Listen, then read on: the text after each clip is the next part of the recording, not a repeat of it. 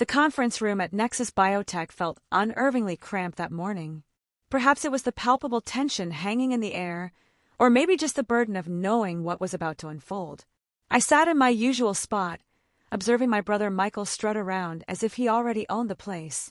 He brought along an entourage, 2 lawyers in tailored suits and our father, whose pride in his golden boy was evident as ever. Emma, Michael's smile was all teeth and no warmth.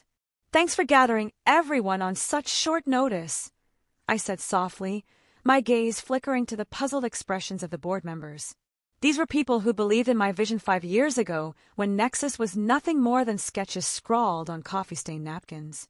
Now, we were on the brink of revolutionizing cancer treatment with our patented nanotech delivery system, yet my brother had come to snatch it all away, as everyone knew. Michael adjusted his Italian silk tie and addressed the room with a confident smirk. "Vertex Pharmaceuticals has been scouting promising biotech startups for acquisition. What you don't know is that I've been appointed their new director of acquisitions." My stomach clenched. So this was his game. He gestured to one of his lawyers, who began distributing folders. "While the research is promising, the company needs significant capital to progress. Capital only Vertex can provide." Dr. Sarah Martinez, our head of research, spoke up. "We're close to initiating Phase AU trials." Michael waved her off dismissively. Yes, but let's be realistic. Emma's little startup needs adult supervision now." His tone dripped with condescension, a tone I was all too familiar with. Ever since I chose molecular biology over business school, poured my inheritance into lab equipment instead of a sleek downtown condo, and missed his wedding because I was finalizing our first successful trial. His lawyer stepped forward. "Vertex will absorb all current staff and research.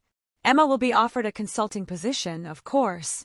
"Of course," I echoed softly, feeling the weight of his words. Michael's smile widened. "Your little startup is mine now, sis. But don't worry, I'll take good care of your science project."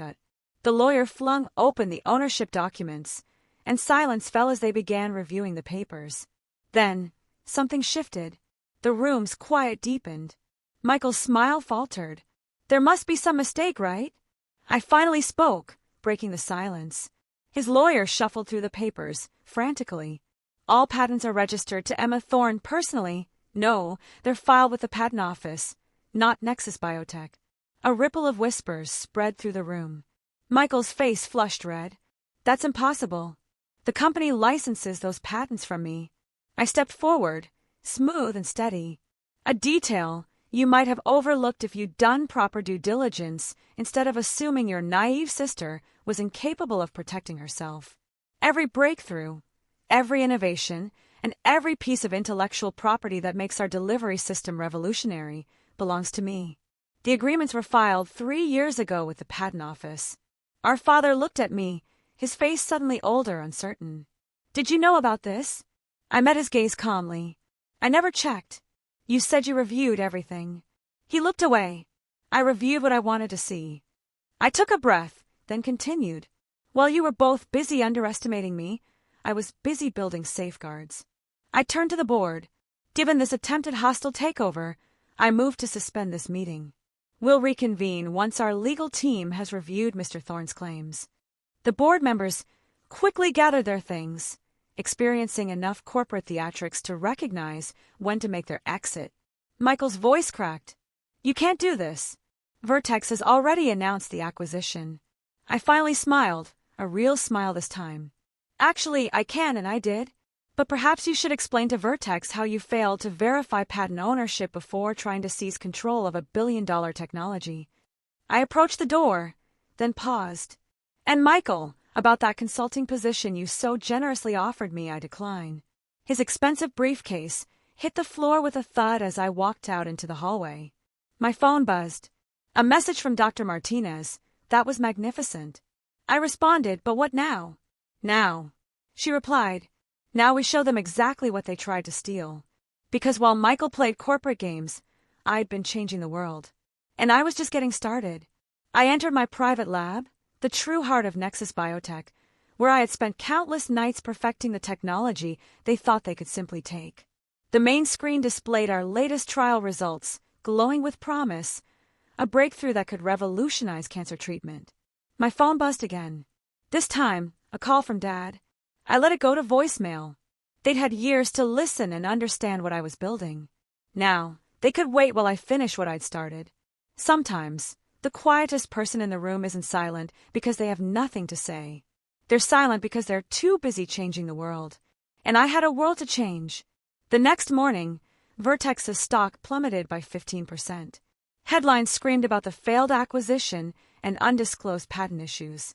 I watched the chaos unfold from my lab, reviewing our data. Dr. Thorne, Julia, my assistant, interrupted via intercom. Your father is here again, and there's something else. What is it? I asked. The NIA called. They want to fast-track our approval. They have our trial results. I smiled, knowing the encrypted files I sent last night had done their job. Tell Dad I'll give him 10 minutes. He looked smaller now, standing in my lab, surrounded by equipment he'd once dismissed as unnecessary. The board of Vertex wanted Michael's resignation, he said without preamble. Not my problem, I replied, carefully placing a slide under the microscope. Was he my brother when he tried to steal my company? When he dismissed my work as just a science experiment? No. He didn't understand. Neither did Dad. I adjusted the focus, watching cancer cells die in real time. He didn't bother to understand. Neither did you. I admitted quietly. Everyone underestimated me. That was their mistake. I gestured to the microscope. This is the future of cancer treatment. Targeted nanoparticle delivery that destroys only cancer cells, leaving healthy tissue untouched. 0 side effects. 94% efficacy in trials. He shook his head in disbelief. That's impossible. No. That's science. I pulled up the trial data on the main screen. The NIA is fast-tracking our approval. Within 6 months, this will be saving lives. Finally, he whispered, My God. Emma, I said softly, your 10 minutes are up. I turned back to my work. Julia was ready to escort him out. Then, he pulled out a folder. Michael handed me a folder. This is a new offer from Vertex, triple the original amount. Without hesitation, I took the folder and in one smooth motion, fed it into the lab's paper shredder. I looked at him, steady. Tell Michael he can keep his money. I have something better. I paused for effect. I have results. After he left, I checked my phone.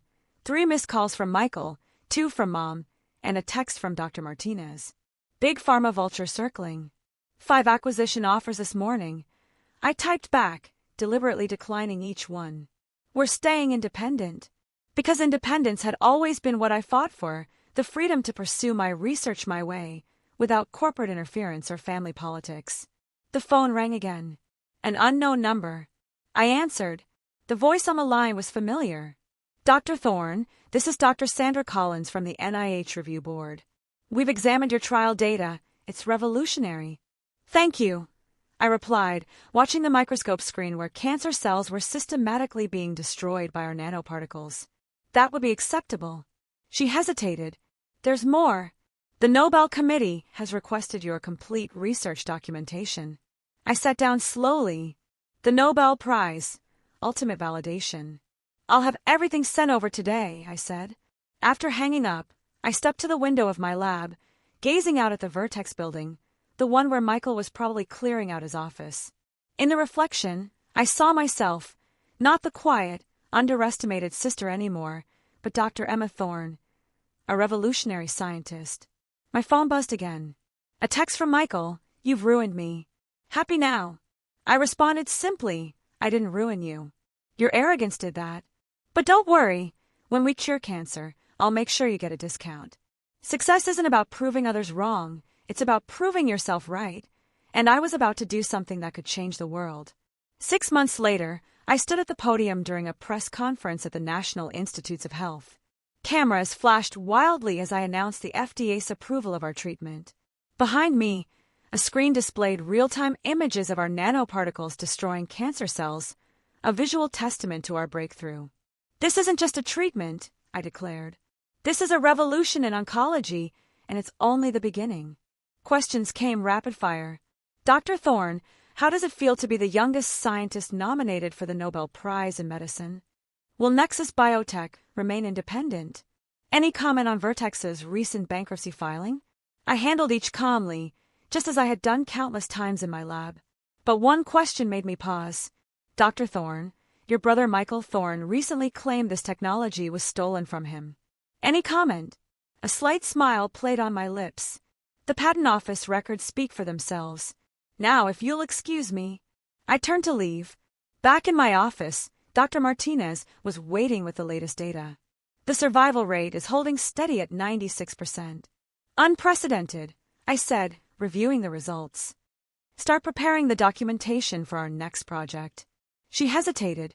Your mother's here. She's been watching the press conference from the reception. I looked up.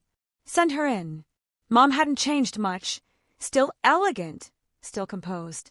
But there was a new light in her eyes as she surveyed the room filled with awards, patents, evidence of everything she'd missed. I saw you on TV, she said softly. You were amazing. Thank you. Michael's not doing well, I knew. Dad was trying to get him a position at one of his portfolio companies. She fiddled with her wedding ring, a nervous habit I remembered from childhood. He never meant to. Yes, he did. I interrupted gently.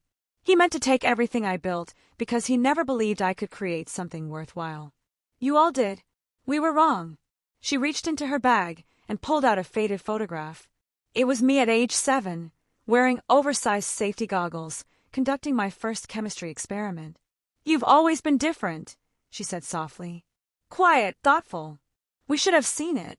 I handed the photo back. A girl who needed to be more like her ambitious brother. But what she failed to see was that I had my own ambitions. And now I knew exactly what they were. To cure more diseases, make more breakthroughs, save more lives, I said, gazing out at the construction site where Nexus Biotech's new campus was rising. Without interference. Without us. She nodded, understanding the message in my tone. I'll be there Thursday for the lab tour. After she left, I retreated to my real home, the lab. On my desk sat an unopened letter from the Nobel Committee. I didn't need their validation anymore. I had something better, results. My phone buzzed again. A text from Michael. Congratulations. I replied I was wrong then. Dad, you've changed the world. Emma. And finally, Dr. Martinez, are we ready to start the next revolution? I smiled, grabbing my lab coat. Because success isn't just about patents or prizes or proving others wrong. It's about changing the world while they're too busy underestimating you. A year later, I stood in Stockholm, accepting the Nobel Prize in Medicine. My family sat in the audience, not as critics or controllers, but as witnesses to what happens when you underestimate the quiet ones.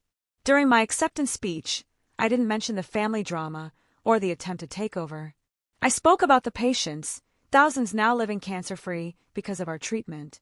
I spoke about the future of medical science, and I spoke about the power of quiet determination. Sometimes, I reflected, the biggest breakthroughs come from those who work silently while others talk. The ones changing the world while others plot to take it. Later that night, in my Stockholm lab, I looked at my reflection in the window. Nobel laureate, CEO, scientist, the quiet girl who changed the world. My phone buzzed once more. A message from a young researcher. Dr. Thorne, I think we found something in the Alzheimer's trials. I smiled, slipping into my lab coat. Because this wasn't about proving anyone wrong anymore. It was about proving what's possible when you stop listening to doubt and start listening to that quiet voice inside. Discover. Create. Revolutionize. And I was still listening.